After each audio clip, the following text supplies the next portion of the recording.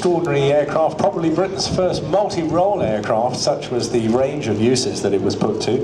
Initially brought in under Lord Rothermere's guidance as a small airliner in 1934, but it was quickly transformed into what the RAF then operated as a hugely successful light bomber.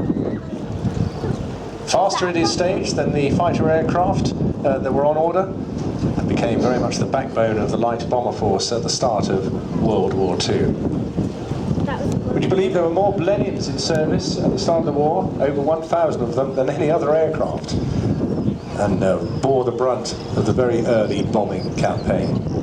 Of course, the development of aviation during the Second World War is now legendary, and the aircraft pressed into other roles such as long-range fighter and night fighter, truly becoming the first multi-role aircraft. Please welcome now John Romaine from the Aircraft Restoration Company and the Bristol Blenheim.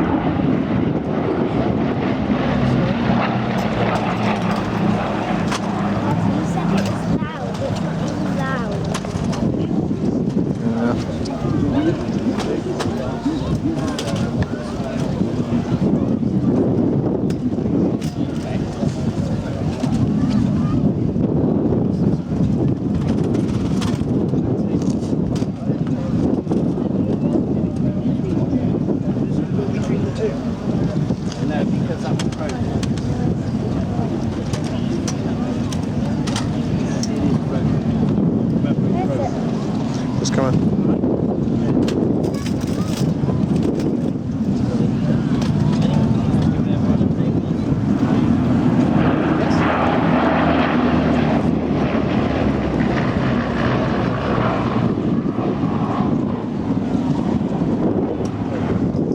I managed and was very privileged to crawl around this aircraft just before it flew